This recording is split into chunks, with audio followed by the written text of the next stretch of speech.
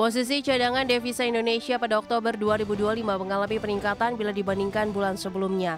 Bank Indonesia mencatat posisi cadangan devisa Indonesia pada akhir Oktober 2025 sebesar 149,9 miliar dolar Amerika Serikat.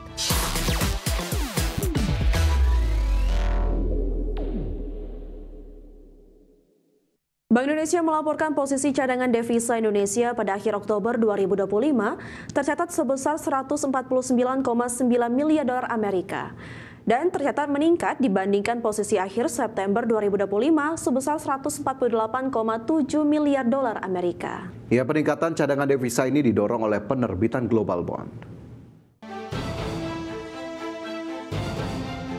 Posisi cadangan devisa Indonesia pada Oktober 2025 mengalami peningkatan bila dibandingkan bulan sebelumnya.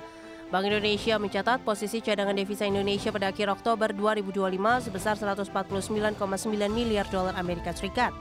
Meningkat 1,2 miliar dolar Amerika dibandingkan dengan posisi akhir September 2025 sebesar 148,7 miliar dolar. Kenaikan posisi cadangan devisa tersebut antara lain bersumber dari penerbitan global bond pemerintah serta penerimaan pajak dan jasa. Di tengah kebijakan stabilisasi nilai tukar rupiah dalam menghadapi ketidakpastian pasar keuangan global yang masih tinggi. Direktur Eksekutif Departemen Komunikasi Bank Indonesia Ramdan Denny Prakoso menyatakan Bank Indonesia menilai cadangan devisa ini mampu mendukung ketahanan sektor eksternal serta menjaga stabilitas makroekonomi dan sistem keuangan.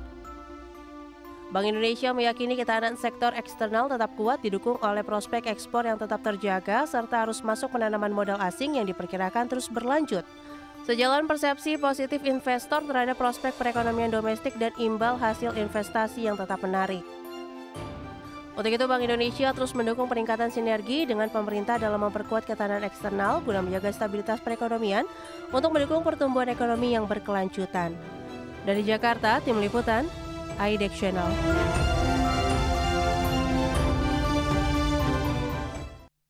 Terima kasih Anda masih bersama kami. Pemirsa, Badan Pengelola Investasi Danantara sepakat menyalurkan anggaran sebesar 20 triliun rupiah kepada Kementerian Pertanian untuk membangun peternakan ayam pedaging dan petelur terintegrasi di seluruh Indonesia.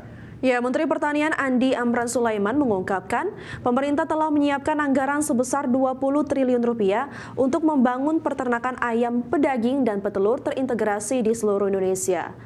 Amran mengungkapkan anggaran 20 triliun rupiah tersebut berasal dari Danantara, di mana pembangunan peternakan ayam terintegrasi tersebut ditujukan untuk memastikan kebutuhan daging ayam dan telur untuk program makan bergizi gratis agar terpenuhi. Selain itu, pembangunan peternakan ayam ini juga dilakukan sebagai langkah pemerintah untuk mensejahterakan peternak. Rencananya program ini akan berjalan pada Januari 2026.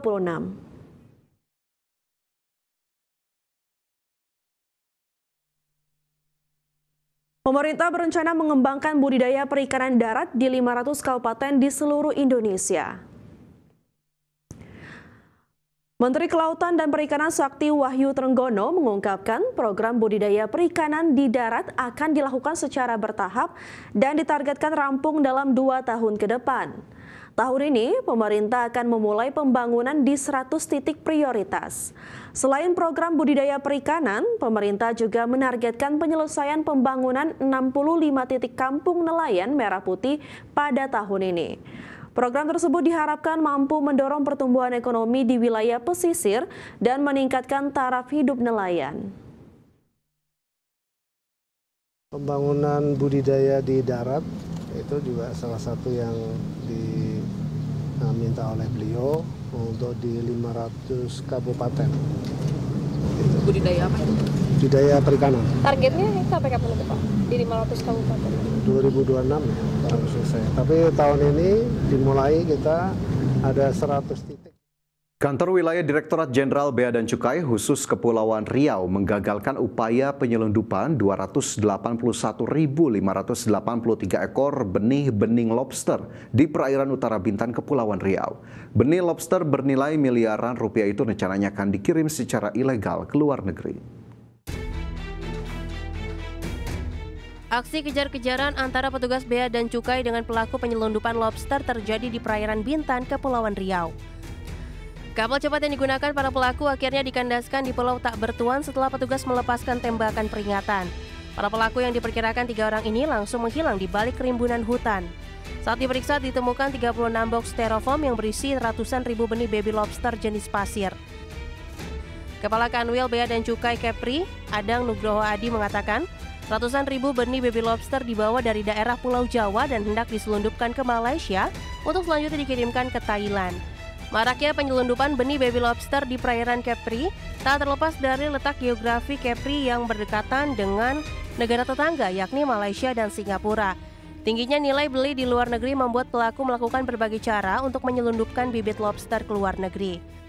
Kita menindak baby lobster ini di perairan Utara Bintan. Ini dilakukan penyelundupan oleh high speed crab. Personilnya kurang lebih 3 orang. Mereka membawa benih-benih lobster ini ke arah luar negeri. Dan kita bisa berhasil melakukan penyekatan dan penindakan. Namun mereka berhasil mengandaskan dan menghindari pengejaran kita. Kemudian pelaku melarikan diri.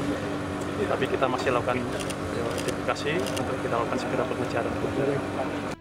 Usai diamankan, seluruh barang bukti diserahkan ke Direktorat Jenderal Pengawasan Sumber Daya Kelautan dan Perikanan untuk penanganan lebih lanjut. Adang menegaskan bahwa praktik penyelundupan benih lobster merupakan kejahatan serius yang merugikan negara dan merusak ekosistem laut. Dari Batam, Kepulauan Riau, Gusti Yenosa, IDEX Channel.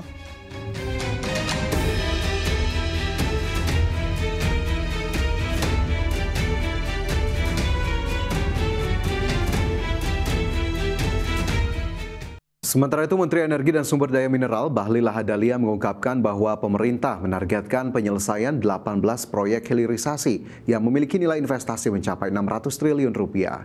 Percepatan 18 proyek hilirisasi di berbagai sektor strategis mulai dari perikanan, pertanian hingga energi dan sumber daya mineral sebagai langkah konkret memperkuat pertumbuhan ekonomi nasional. Menurut Bahlil, seluruh proyek hilirisasi tersebut diharapkan mulai memasuki kegiatan lapangan pada 2026 mendatang. Dengan demikian, proyek-proyek tersebut akan memberikan dampak nyata penciptaan lapangan kerja dan menciptakan pertumbuhan ekonomi. Oleh sebab itu, Presiden Prabowo menegaskan pentingnya mempercepat pembangunan industri energi dalam negeri. Dengan kita melakukan percepatan 18 proyek yang nilai investasinya hampir 600 triliun, maka ini akan menciptakan pertumbuhan ekonomi, menciptakan lapangan pekerjaan, dan produk-produknya itu menjadikan sebagai substitusi impor. Salah satu diantaranya adalah menyangkut dengan DME. Kita tahu bahwa tadi kita baru habis resmikan Cilegon, itu kita membutuhkan LPG kurang lebih sekitar 1,2 juta ton per tahun. Maka konsumsi kita nanti ke depan di 2026 itu sudah mencapai hampir 10 juta ton LPG. Tidak bisa kita lama, kita harus segera membangun industri. Pemirsa, percepatan proyek hilirisasi yang menjadi injeksi pertumbuhan ekonomi dinilai sebagai langkah strategis pemerintah dalam mengoptimalkan potensi perekonomian dalam negeri. Ekonom dari Fakultas Ekonomi dan Bisnis UPN Veteran Jakarta, Friska Syafitri menegaskan bahwa percepatan proyek-proyek strategis yang langsung berdampak terhadap pertumbuhan ekonomi Indonesia harus dilakukan secara efisien, efektif, dan berkelanjutan. Pasalnya, dengan akselerasi sejumlah sektor hilirisasi akan menjadi potensi penerimaan negara yang bisa mendorong peningkatan pertumbuhan ekonomi secara nasional. Fondasi makroekonomi kita itu cukup kuat. Kalau tadi yang saya bilang itu, inflasi kita 2,6%, cadangan devisa kita cukup tinggi ya. Terus sama itu tadi ya, 26% dari rasio kecukupan modal. Tapi itu kan tidak cukup ya, karena Indonesia kita tuh tidak bisa berdiri sendiri. Nah, yang kedua itu saya ngelihat kebijakan moneter dan fiskal kita itu cukup bisa bersinergi. Kalau mungkin kita lihat dari sebelumnya itu sinergi antara fiskal dan moneter itu kan tidak seimbang gitu ya. Nah, kalau misalnya di sini BI sekarang berusaha menjaga stabilitas nilai tukar tanpa menekan likuiditas gitu ya. Dan sementara pemerintah menyalurkan stimulus fiskal itu harusnya lebih terukur dan ini untuk menjaga